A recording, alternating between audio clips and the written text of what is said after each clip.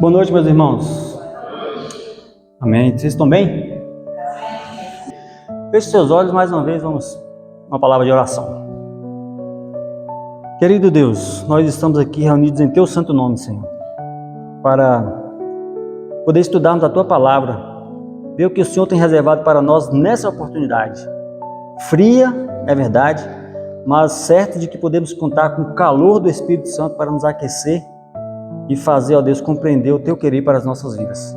Abençoe cada um dos que aqui estão e, porventura, aqueles que ouvirão essa mensagem em momento oportuno. Essas bênçãos rogamos em nome de Jesus. Amém. Irmãos, as virgens loucas saíram para buscar o azeite que elas tanto negligenciaram, foi isso? Nesse inteirinho, nesse meio tempo, quem chegou? O noivo, né? O esposo chegou. E aí as virgens prudentes entraram para as bodas, para celebrar as bodas, e aí as virgens loucas ficaram de fora.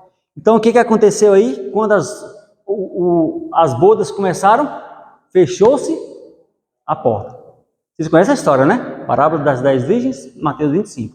Fechou-se a porta. Esse será o tema do nosso próximo encontro, na próxima quarta, da primeira quarta-feira do mês seguinte, que está previsto para dia 4 de setembro. Fechamento da Porta da Graça. Se você quer saber mais a respeito desse assunto, faça planos para estarmos aqui nessa oportunidade. Porque hoje a temática é o quê? Selamento. Selamento. O que a gente entende por selamento? O que a gente sabe a respeito do selamento? Será que isso é um tema importante a ponto de nós dedicarmos um tempo específico para falarmos a respeito desse assunto? O que vocês acham? Importante, não é? E aí nós vamos ver aqui então respaldos bíblicos para tratarmos desse assunto e que nós possamos sair daqui com a convicção de que nós não só podemos, mas desejamos e Deus quer mais do que nós, muitas vezes, nos selarmos. Abra sua Bíblia aí no livro do Apocalipse, no capítulo 7. Hoje nós vamos usar um pouco mais da Bíblia, tá? Em termos de textos, porque a gente tem a proposta de estudarmos os eventos finais seguindo o cronograma desse livro, né? Servindo como guia temático, porém, nós nunca vamos partir para o livro sem antes passar pelo livro dos livros, a Bíblia Sagrada. Apocalipse 7, todos acharam? Quando se fala de selamento, existe pelo menos 2 textos que eu creio que seja chave para entendermos desse assunto. Apocalipse capítulo 7, vamos ler ele, pelo menos os 3 versos, e o capítulo 9 de Ezequiel. Primeiramente, vamos ver aí. Todos acharam, né? Mais uma vez, com a palavra aberta, agora vamos suplicar a instrução do Senhor. Senhor, a Tua palavra está aberta. Fala conosco por misericórdia, em nome de Jesus. Amém. Depois disto, vi 4 anjos em pé, nos 4 cantos da terra, conservando seguro os 4 ventos da terra. Para quê? Para que nenhum vento soprasse sobre a terra, nem sobre o mar, nem sobre a árvore alguma. Verso 2. Vi outro anjo que subia do nascente do sol, tendo o que na mão? O selo do Deus vivo, e clamou em grande voz aos 4 anjos, aqueles os quais fora dado fazer dano à terra e ao mar. O que é que esse quinto anjo disse aí aos 4? Verso 3. Não danifiqueis nem a terra, nem o mar, nem as árvores, até o quê? Até assinalarmos, ou na minha versão aqui diz, até selarmos na fronte os servos do nosso Deus. Está aqui. Selamento, a gente parte a partir desse verso. Diz, em outras palavras aqui, João vê 4 anjos segurando os 4 ventos. 4 ventos, a gente entende biblicamente pela profecia, conforme Jeremias nos diz, que são calamidades, tormentas, são catástrofes, né? Mas aí, antes desses 4 ventos, antes desses 4 anjos soltarem os 4 ventos, um quinto anjo aparece na cena e fala, opa, não solte agora, porque é necessário que antes que solte os 4 ventos da tormenta, os servos do nosso Deus seja selado. Aqui a gente vê de cara o propósito do selamento. Conseguiram compreender qual é o propósito do selamento? Vocês podem dizer para mim? Qual é o propósito? Proteção. Deus quer proteger a você e a mim, como servos de Deus. Proteção. Antes que os ventos sejam soltos, é necessário que seja selado na testa os servos do nosso Deus. E então, quando os ventos forem soltos, aqueles que forem selados serão protegidos. Então, falar de selamento é falar de proteção da parte de Deus. Já que você está em Apocalipse, avança um pouquinho aí para o capítulo 13 e o versículo 16 e 17. Aqui diz: a todos, os pequenos e os grandes, os ricos e os pobres, os livres e os escravos, faz que lhes seja dada certa marca sobre a mão direita ou sobre a testa, ou a fronte. Para quê?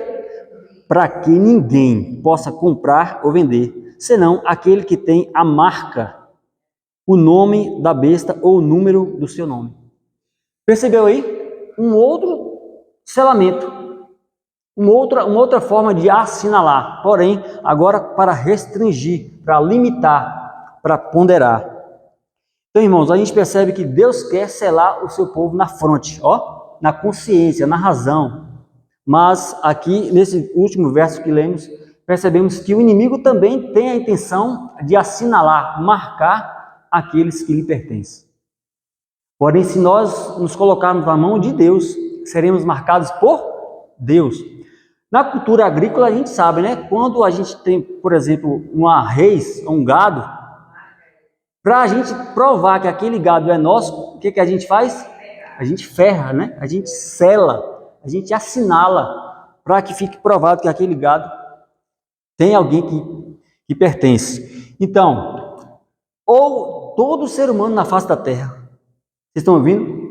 Todo ser humano na face da terra será selado, ou pelo selo do Deus vivo e protegido, ou pela marca da besta.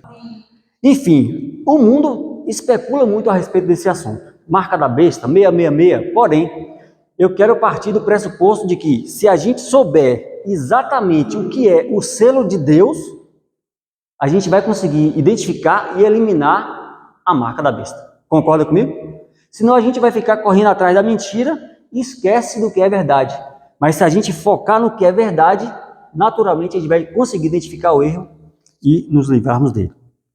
Mas, irmãos, se eu disser para você assim, ó, quantos gostariam, presta atenção na pergunta e na resposta, para você dar uma resposta. Quantos gostariam de receber um selo da parte de Deus?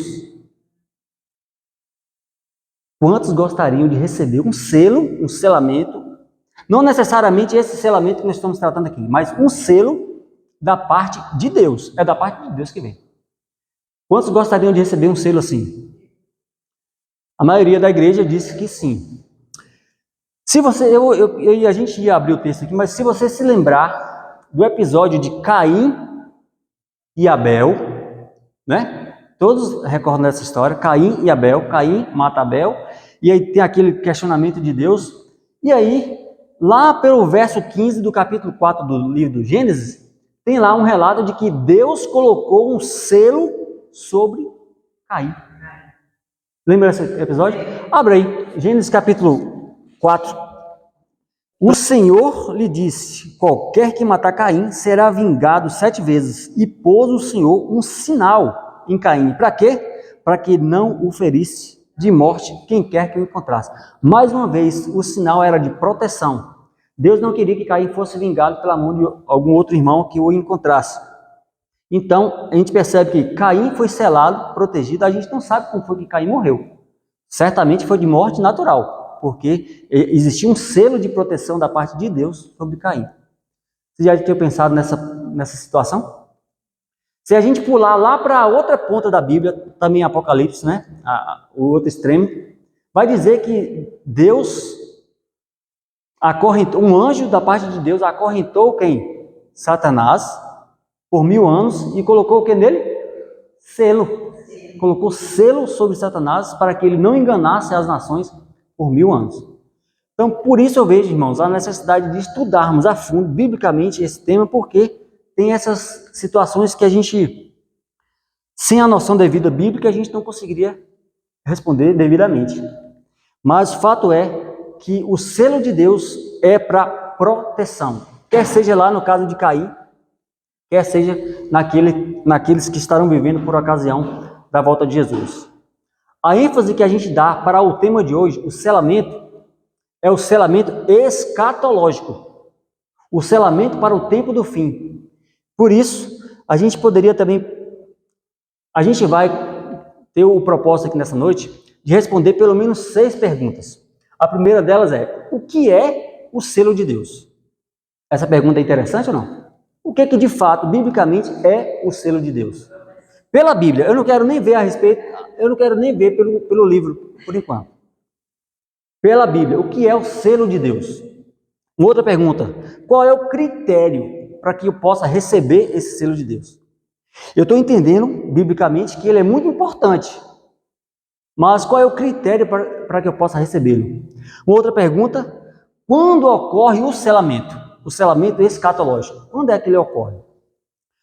A outra pergunta: qual é o contraste, a marca da besta? E quando é que ela também ocorre? E a última pergunta, que a gente já até respondeu, inclusive: qual é o objetivo de Deus em nos selar? Qual é o objetivo? Nos proteger. Amém? Você já pegou aí o fio da meada. Então a gente vai aí, ao longo do estudo, passarmos aí por essas perguntas. Antes mesmo de entrarmos no livro, você já ouviu falar que o Espírito Santo é o selo de Deus? Já ouviu ou não já? Por conta de 2 citações, pelo menos, que está aqui em Efésios, capítulo 1 e capítulo 4, é dito por aí que o Espírito Santo é o selo de Deus. Mas eu esqueci até de trazer meu carimbo. Eu ia trazer meu carimbo para a gente poder ilustrar aqui de forma visível.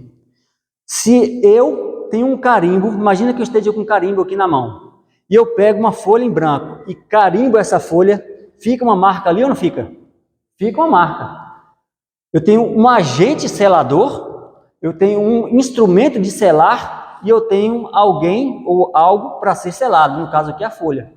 Então, eu como agente selador, usando um carimbo, que é um instrumento de selar, carimbo alguém ou alguma coisa, fica a marca selada, não fica?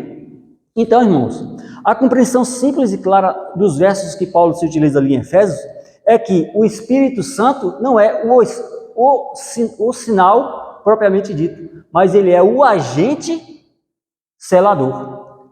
É a pessoa da Trindade responsável por imprimir a marca de Deus em cada um de nós. Lembra lá quando a gente leu o capítulo 7 de Apocalipse, que surgiu um 5º anjo para pedir para que os 4 anjos não soltassem os ventos? Esse 5º anjo é o Espírito Santo. É ele quem dá a ordem: não soltem os ventos agora. Ele tem autoridade para fazer isso? Sim. E é ele quem sela os servos de Deus. Então, quando a gente estuda a Bíblia como um todo, a gente percebe que as palavras de Paulo, no capítulo 1, versículo 13 de Efésios, e também na própria carta, no capítulo 4, versículo 30, falando que o Espírito Santo é o selo de Deus, a gente entende que ele é o agente que vai imprimir a sua marca na mente do cristão. Porque lá fala que a marca de Deus seria colocada na fronte, é no entendimento, é na memória, na razão. Não é por emoção, não é por convencimento filosófico, mas é por a impressão do Espírito de Deus. E quem é que pode, mais que ninguém, colocar um sinal de obediência na nossa mente? Só Deus, só a terceira pessoa da Trindade, porque foi ele que foi designado para esse propósito. Agora, irmãos, nós vamos abrir no livro de Ezequiel, capítulo 9. Ezequiel, capítulo 9. Esse texto de Ezequiel, capítulo 9, ele é surpreendente, porque ele é basicamente um paralelo de Apocalipse 7. Quando se fala de selamento, primeiro texto que deve vir à sua mente é Apocalipse capítulo 7. E o segundo, na sequência, é Ezequiel. Nós vamos ler apenas os 6 primeiros versos. E presta bem atenção, porque esse texto aqui, se a gente conseguir ler esse texto e ir embora, já valeu o estudo. Ezequiel capítulo 9, versículo de 1 a 6.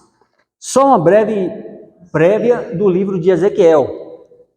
Ezequiel, contemporâneo de Jeremias, contemporâneo de Daniel. Olha só, olha para mim. Ezequiel foi levado cativo para a Babilônia. Quem mais foi levado cativo para a Babilônia? Quem mais? Daniel e os seus contemporâneos ali, os seus amigos, não é isso? Quando fala assim que foi levado de Jerusalém para a Babilônia, a gente lembra muito de Daniel. Os meninos lá na fornalha, Daniel na cova dos leões, porém a gente se esquece que Ezequiel também foi, não no mesmo tempo, mas ele também foi para a Babilônia, como cativo. Só que, olha o detalhe, Daniel estava lá na corte, lá nas barbas do rei Nabucodonosor. Jeremias ficou lá em Jerusalém, com os pobres, com o remanescente. E nesse meio termo, quem é que estava lá na periferia da Babilônia? Às margens do rio Quebar? Ezequiel. Pegaram a ideia? Daniel, lá na corte, no palácio. Às margens ali, na periferia de Babilônia, Ezequiel. E lá em Jerusalém, Jeremias e o resto do povo. Então, nesse contexto, Deus dá essa visão para Ezequiel. Vamos ler? Versículo 1. Então, ouvi que gritava em alta voz, dizendo: chegai-vos, vós executores da cidade, cada um com a sua arma destruidora na mão. Verso 2. Eis que vinha 6 homens a caminho da porta superior, que olha para o norte, cada um com a sua arma esmagadora na mão. E entre eles, certo homem, vestido de linho, com um estojo de escrevedor à cintura.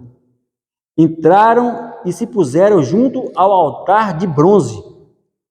A glória do Deus de Israel se levantou do querubim, sobre o qual estava indo, até a entrada da casa.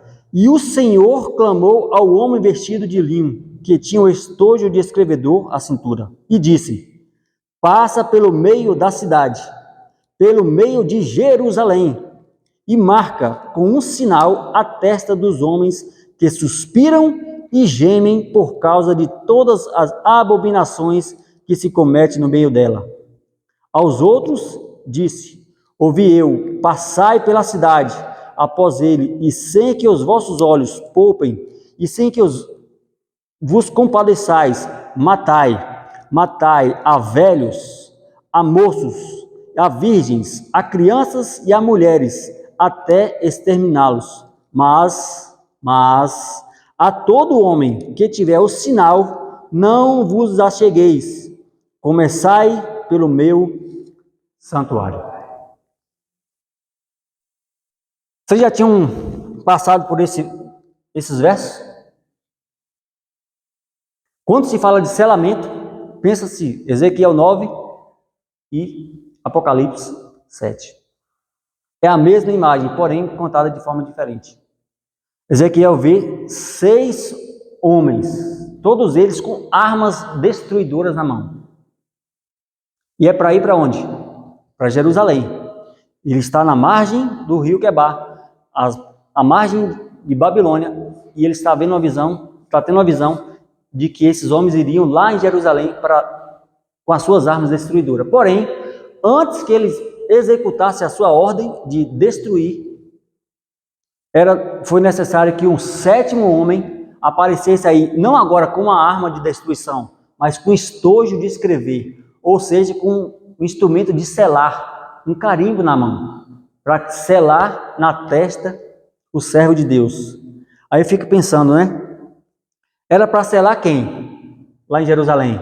Aqueles que choravam e gemiam por conta das abominações que se cometia no meio da cidade. Ora, se era para selar aqueles que estavam chorando e gemendo por conta das abominações que se cometia lá, era porque estava acontecendo abominações lá. Por isso essa ordem tão expressa e tão enfática em fazer com que fossem destruir. Aí a gente percebe a força, né, desses versos, para que não poupasse nem velhos, nem crianças, nem mulheres, nem ninguém. Só seriam poupados aqueles que estivessem selados. Perceba a importância de estudarmos esse tema e suplicar com a máxima força que você tiver para que você seja selado. Do contrário, também seremos alvos dos 6 homens com as armas da destruidora. Porém, se esse homem aqui com o tinteiro de escrever é o mesmo quinto anjo lá de Apocalipse 7, é o mesmo. Quem é ele? O Espírito Santo, porque é ele responsável por nos selar. Tá claro até aqui? Então agora sim a gente vai entrar então no capítulo 15 do livro Eventos Finais, que tem por título O Selo de Deus e a Marca da Besta. Então a gente vai avançar aqui. O tempo é cruel, né? Começa aqui dizendo que a cada participante do planeta Terra, quer creia, quer não creia, quer ser crente, quer ser ateu, não importa. Cada participante é assinalado distintamente com o selo do Deus vivo ou com o sinal da besta, conforme nós vimos lá em Apocalipse capítulo 13. Certo? Cada qual receberá esclarecimento bastante o bastante para fazer inteligentemente a sua decisão. Ou seja, por mais que tenha informação que haverá sedução por parte dos governantes mundiais, opressão e ilusão, o que está revelado é que teremos o esclarecimento suficiente para tomarmos a nossa decisão ao lado do Senhor ou deixarmos de escolhermos ao Senhor. Porque Deus não vai impor nada a ninguém, mas vai dar a oportunidade de escolhermos a quem nós iremos servir. Já podemos então responder uma pergunta importante que foi mencionada aqui. O que é o selo de Deus? O que é o selo de Deus? A gente já viu pelo texto que o Espírito Santo é o agente selador. É aquele que imprime a sua marca na mente daquele que quer. Mas o que é de fato o selo? Aquilo que fica impresso, né? Essa é a grande pergunta. A gente poderia começar dizendo o que é que não é. Não é um chip, não é uma tatuagem, não é uma vacina, não é nada que seja tecnológico. Aqui está escrito o seguinte: o selo de Deus não é algum selo ou marca que pode ser visto, mas a consolidação da verdade, tanto intelectual como espiritual, de modo que não possa ser abalados. O que é o selo de Deus? Vocês estavam esperando que eu fosse dizer que o selo de Deus é o sábado. Não era isso que vocês estavam esperando que eu fosse dizer? Mas aqui está dizendo que o selo de Deus é a consolidação da verdade, não só do sábado, mas dos demais mandamentos. Mas o sábado sim tem uma participação importante nesse contexto aí escatológico, porque diz aqui na sequência: a observância do memorial do Senhor, o sábado instituído no Éden, o sábado do 7º dia, é a prova de nossa lealdade. Olha só, o Espírito Santo, como agente selador, pega a lei, que é o instrumento de selar, pega você, imprime a sua marca. O que é que fica ali? O que é apresentado ali como sinal visível, não visível humanamente, mas demonstrado através da nossa vida? A nossa obediência a todos os mandamentos do Senhor, inclusive o sábado. Ficou claro? Ezequiel, capítulo 20 agora. Aqui, esse assunto é muito delicado e a gente precisa provar ponto por ponto pela Bíblia. Ezequiel, capítulo 20. É um texto que a gente conhece muito também, mas tem 2 detalhes aí que eu creio que você não tenha percebido ainda. tratando da pergunta: o que é o selo de Deus? O selo escatológico que todos nós, cada ser humano, necessitará para ser protegido em tempo oportuno. Ezequiel capítulo 20, vamos ler 2 versos desse capítulo. Capítulo 20, o verso 12 e o verso 20. Olha só o verso 12, o que diz aí? Também lhes dei os meus sábados para servirem de sinal entre mim e eles, para que soubessem que eu sou o Senhor que os santifica. Mas, irmão, esse texto está dizendo que Deus deu os sábados para que servissem de sinal. Está falando aqui do povo de Israel, servissem de sinal. Agora, pula lá para o verso 20. Verso 20. Tem outro tempo verbal aí que nos ajuda. Santificai os meus sábados, pois servirão de sinal entre mim e vós, para que saibais que eu sou o vosso Deus. Irmãos, no mesmo capítulo, não tem como dizer, o contexto é um, do versículo 12 é um, e o contexto do versículo 20 é outro. Não, é o mesmo capítulo, na mesma sequência, ele está tratando do mesmo tema. No verso 12 diz, no verso 12 diz que serviu de sinal. Serviu no passado de sinal, de identificação. Porém, escatologicamente falando, ou seja, para um tempo oportuno no futuro, o texto é muito claro em dizer que santificai os meus sábados, pois eles o quê? Servirão de sinal. Então, sob a perspectiva desses 2 versos e tudo aquilo que já estamos tratando aqui, não pode ficar dúvida de que a consolidação da verdade é o selo de Deus e como é que a gente apresenta isso? Sendo obedientes, inclusive guardando o sábado do 7º dia, o memorial da criação. Só lembrando que não somos nós que nos selamos a nós mesmos, mas é o Espírito quem nos sela. O selo de Deus jamais, olha só, aqui já entramos na pergunta, quais são os critérios para sermos selados? Eu creio que essa seja uma pergunta importante. O critério para sermos contemplados com o selo de Deus. O selo de Deus jamais será colocado à testa de um homem ou uma mulher impuro. Concorda com essa declaração? Tem como discutir isso? Deus vai colocar na sua testa o seu selo de alguém que é impuro?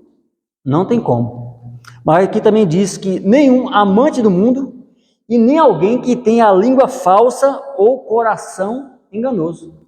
Por isso que a gente precisa estar o tempo todo o quê? Vigiando, para a gente não tropeçar na nossa língua muitas vezes. Porque Deus não colocará o seu selo de aprovação, seu selo de proteção em alguém que seja e deseja permanecer impuro, amante do mundo ou de língua falsa. Tem que haver, com outras palavras, tem que haver o caráter de Cristo refletido em nós e através de nós, por meio de Cristo Jesus. Está claro isso? Qual é o critério? Representarmos a Jesus Cristo em seu caráter. Esse é o critério para recebermos, então, o selo do Deus vivo. Quando é que esse selamento escatológico ocorre? Quando é? Porque quando esse selamento chegar, eu quero estar preparado. Quando é que ele ocorre? Olha só, Satanás está agora usando cada artifício nesse tempo de selamento, a fim de desviar a mente do povo de Deus da verdade presente e levá-los a vacilar.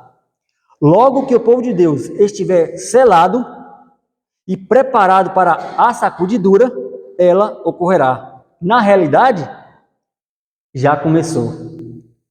O selamento, irmãos, que a gente fica pensando, quando o selamento começar, eu quero estar alerta para receber o selo de Deus. Mas o selamento já começou. Quando é que pontualmente começa o selamento? Quando a gente aceita a mensagem do Evangelho. Quando a gente aceita a mensagem do Evangelho de Cristo através da palavra de Deus, ali começa individualmente o nosso processo de selamento. Porque o selamento De forma tônica, o Espírito Santo imprimir na nossa mente a verdade. E onde é que está a verdade? Na palavra de Deus. Então, não fiquemos na ilusão de que quando o selamento começar, não, porque o selamento já está em processo. Quando é que ele termina? Quando a porta da graça fechar, que é o que estudaremos na próxima oportunidade. Avançando aqui, a gente já falou bastante aqui a respeito do selo de Deus. Então, qual seria a marca da besta? Ora, se o selo de Deus é a consolidação da verdade e é apresentada de forma clara através da nossa obediência, a obediência aos mandamentos de Deus, de forma mais expressa, através do sábado, do sétimo dia, a marca da besta é o quê? O oposto disso. Um dia colocado em oposição àquele dia que Deus estabeleceu. O sinal, o selo de Deus, é revelado na observância do sábado do sétimo dia. A marca da besta é o oposto disso. A observância do primeiro dia da semana. Deixa eu perguntar, de quem é a autoridade para se santificar o sábado? Responde para mim. De novo, de quem é a autoridade para se santificar o sábado? De Deus. Agora uma pergunta bem honesta e bem criteriosa. De quem é a autoridade para se santificar o domingo? É de alguém que não é Deus. É de alguém que quer usurpar o poder de Deus, a posição de Deus, a autoridade de Deus. Irmãos, esse tema é muito delicado, mas é muito claro biblicamente. Então, a marca da besta, irmãos, não é que é o domingo como dia de guarda hoje, mas será quando for imposta como por decreto.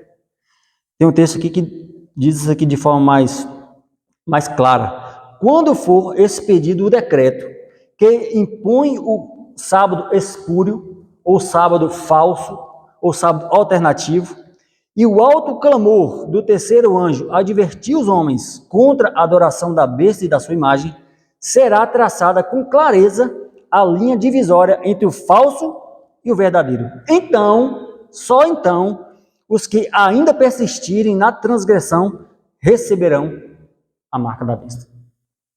Então, dedicar o domingo hoje como o dia do Senhor, biblicamente a gente pode afirmar que não é ainda ter recebido a marca da besta, mas quando for imposta por decreto legislativo, então aqueles que hoje guardam e veneram como dia santo, permanecer com essa opinião, então estará se posicionando ao lado da besta e virando as costas para o que Deus estabeleceu.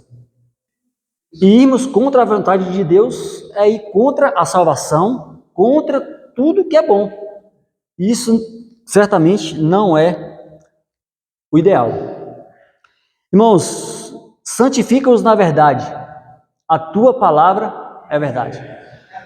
O conselho, o apelo que Deus faz para cada um de nós nessa noite, a partir desse tema tão delicado, é que devemos nos santificar na verdade.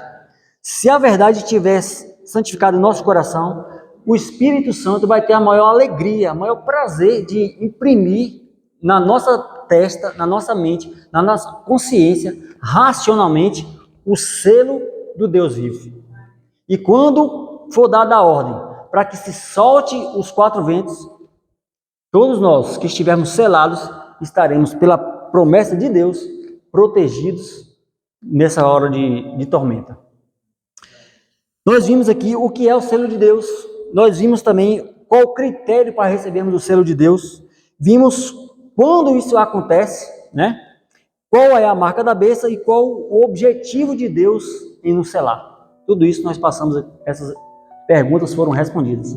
Agora eu quero perguntar para você, quer você receber o selo de Deus na fronte, para que nada nem ninguém possa te desviar do caminho?